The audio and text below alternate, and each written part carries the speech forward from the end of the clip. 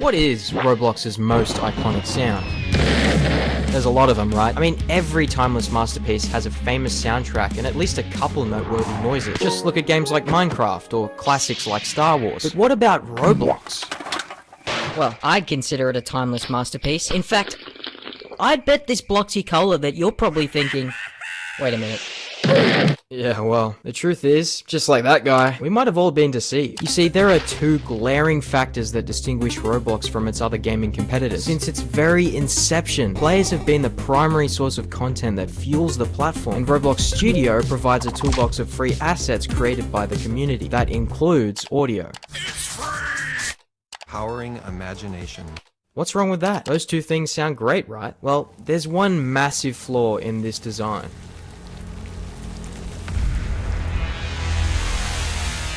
That's right, copyright has become a major threat to the platform over the past few years, with countless lawsuits filed and many games shut down. But how did Roblox's freedom of expression with sounds and music feed into that curse? Well, I know a place I can answer that question, and just maybe, find a way to stop it. So, has the curse completely warped our Roblox nostalgia? And how were the classic sounds of Roblox even made? Well, there's only one way to find out, and I reckon the best course is directly from the source.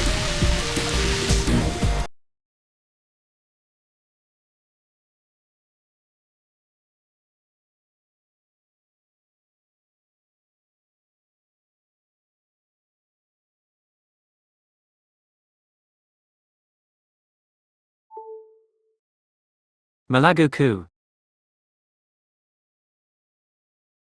Let's start from the very beginning, shall we? As you can see, we're back in the early days of Roblox, somewhere between 2006 and 2009. I don't really know the date exactly, I kinda just jumped in hoping for the best. But by the looks of things, there seems to be a pretty good selection of sound effects and music already. In fact, despite being pretty ancient at this point, I'd be willing to bet you're pretty familiar with a lot of these sounds. Let's give them a little test run, shall we? Wicked! Hey, these sounds are pretty neat, you guys. A little low quality, but they get the job done. Nice job, team. It was still a relatively primitive era for technology during the early 2000s, and there were a lot of limitations for video game sound design. So if you thought the noisy 8-bit filter was a stylistic choice, you'd only really be half right. A lot of audio was highly compressed back then to keep games running smoothly. At a buttery, what is this, 12 FPS? Regardless, I bet you noticed a few sounds that stand out, right? Obviously, both death sounds are iconic, but all that movement back there and whatever that thing was when I blew up Telemon are also pretty nostalgic ambient noises. Clearly, Roblox had a jump start with some super talented sound engineers, so let's do a bit more digging to find their true lineage. Wow, okay, yeah, I did some digging. Basically, none of the classic Roblox sounds are original. Yep, unlike any other gaming company that employed people to make sounds for their projects, Roblox thought it'd be better to just grab a few free assets from some random audio libraries on the internet. The walking sounds, the UI, the classic tools. These sounds are staples of the classic era of Roblox. But most of them were actually published by obscure artists who probably never even saw a fraction of the compensation they deserve. But you know, Roblox can't be blamed too much for that. With the size it is today, it's easy to forget their humble origins. I mean, it's quite possible they couldn't afford to hire sound engineers at the time. I'm sure they'll probably just replace them later down the line. Regardless of their intentions though, they set a pretty bad example. By cutting corners in development, Roblox had already demonstrated a callous approach to sharing and using IP on their platform. And that blatant disregard of ethics will eventually evolve into their biggest threat. But surely a couple cheap sound effects aren't the end of the world, right? Let's just move along to the second phase of the timeline, aka the Gears Age. Crikey, take a look at that. See those beauties in the window there? Wow, pretty nice, right? Let's take a better look, shall we? Behold, the first 4 Gears ever uploaded to the Roblox catalog. A long sword, a bendy sword, a board with a nail in it, and liquid gold.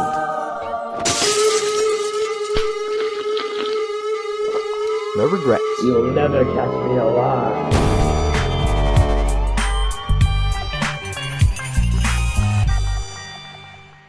The introduction of Gears in 2009 established an entirely new core element of Roblox gameplay. Some Gears provided a competitive advantage in combat, others gave you power-ups, some were pretty groovy. But by far the most adaptable, and my personal favourite, were the food Gears. I have cheeseburger. Now these delectable delicacies became particularly prevalent because other than tasting really good, they don't actually give you any superpowers, which made them perfect as viable cosmetics in exchange for in-game points.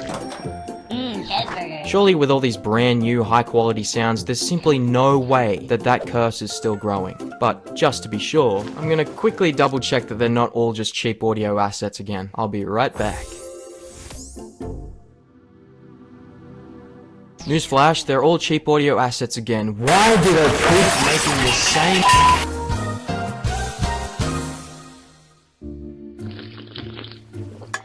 You know, apparently even those sipping sounds are from a free audio website called Free Sound by Travis Morgan in August of 2000. Thanks for doing all the research for me, by the way, Toasted Cherries. Sure, no problem, buddy. Along with these sipping sounds, Hey, Ventuous? That's my name.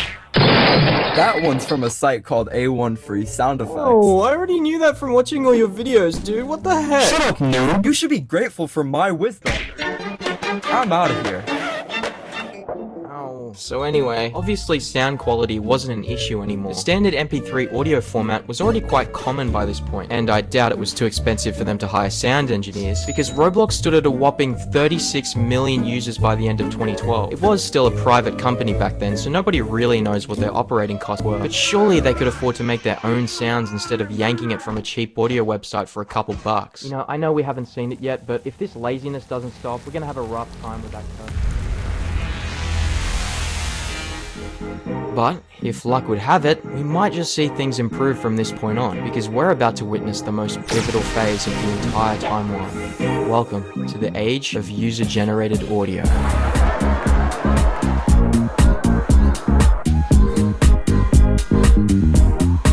That's right. From 2009 onwards, uploading MP3 files to Roblox was limited to the status of admins. In fact, the community was so desperate at one point that some people were even coding their own music. But all that changed in September of 2013, when Roblox finally enabled their users to upload their very own audios. Initially, there was a 15-second limit and a 250 Robux price tag to participate, but by 2016, the price was sliced down to 100, and the maximum duration shot up to 7 minutes. Yep, for $1 worth of Robux, you could upload literally any sound you want with virtually no limits. So what if the admins aren't audio engineers? Perhaps I was expecting a little bit too much from them. But surely, with this new age of user-generated audio, our ears will be blessed by the artistic brilliance of the Roblox community. Wow, okay. Yeah, I can't put any of this in the video. Literally all of it is copyrighted. I mean, we are so cooked. It's not even funny, bro. And that's how it was. 5 years went by as the Robloxians happily continued uploading their copyrighted audio to the catalog. Clubs were thriving, boomboxes bumping, and a swelling tune played in every experience across the platform. But as the players remained in blissful ignorance, that curse was just about to reach its critical mass.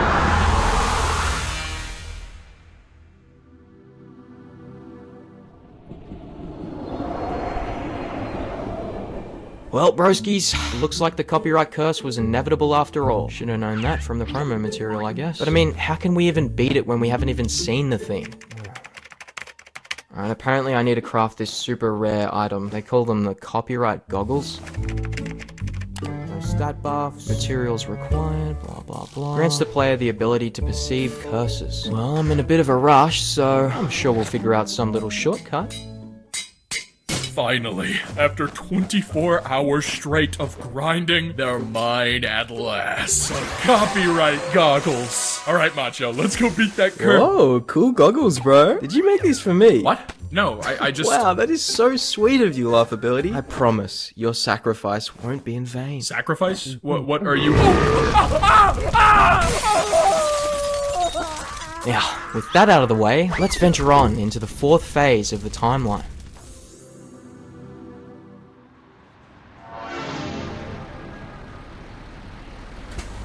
Hold on. Where's all the chaos? Where's all the destroyed buildings and stuff? What? The city should be in ruins by now, but everything looks exactly the way we left it. See, look, this guy's listening to Sicko Mode. Audio by Newbie Rush. Oh, wait, okay, I see what's happening here. You see, nobody really considers the true implications of uploading copyrighted content to Roblox. I mean, you can't really expect a kid to grasp all the complexities of fair use, intellectual property and how it's dictated as copyright or public domain. Not that I really understand it myself. You know, some people just want to unwind with mad games and goosebumps. Like, seriously, is that too much to ask? Point is, the effects of the copyright curse aren't visible to the average player, but for Roblox, that curse is a living nightmare. Not only was it gutting every potential partnership and investor, but the utter scale of the corruption was so immense by this point that it put the entire platform on the brink of destruction. At this rate, they could be sued for copyright infringement, and the financial toll would be catastrophic for the economy. Roblox had backed themselves into a corner with only one option left. The announcement was made on May 30th of 2018. On June 18th, the copyright purge would commence. 3 weeks passed, and the day arrived as promised. Faced with the product of their years of negligence and greed, a single blow would determine the fate of the entire platform.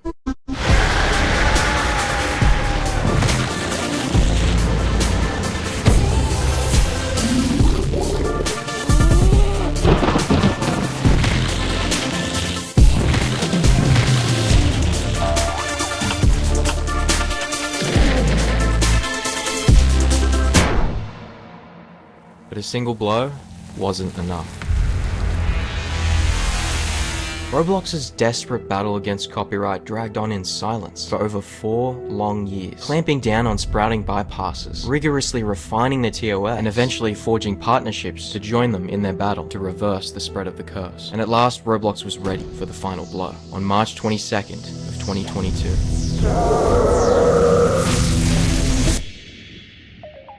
In one fell swoop, every single audio longer than 6 seconds vanished from the catalog. Boomboxes, clubs, the very atmosphere itself, not even the tycoons blasting NCS music was safe from the purge. The entire platform was engulfed in silence for just about an entire week straight.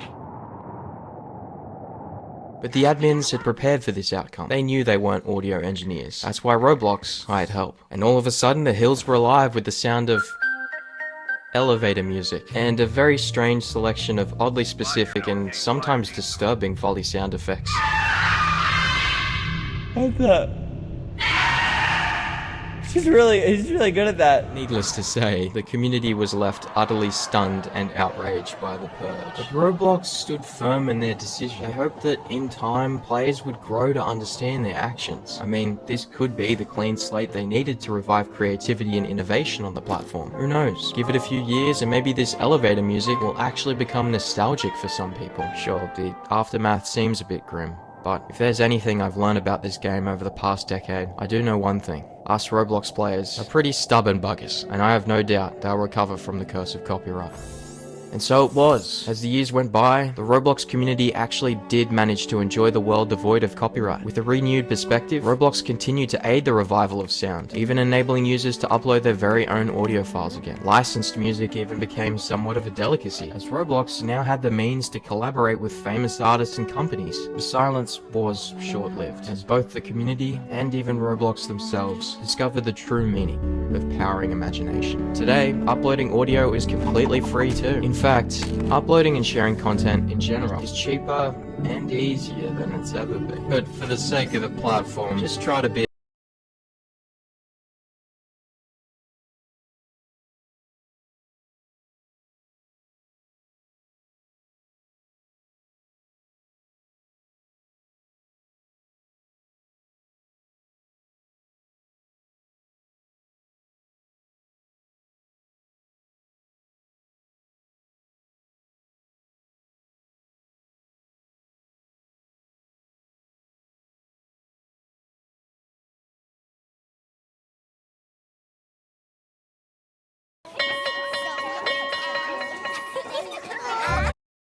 I don't think Mr. Kingpin is ever gonna let me play again.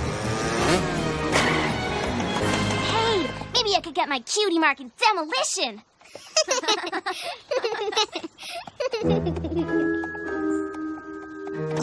Aw, come on, Apple Bloom. I know just what you need to put the bloom back on your apple. A treat from Sugar Cube Corner will cheer you up. No, it won't. A party will cheer you up. No, it won't. A lovely new chapeau will cheer you up. No, it won't. Come on, Apple Bloom. It's just a cutie mark. Or lack of a cutie mark. Shh, that's not helping. Apple Bloom, where are you going? Apple Bloom, come back!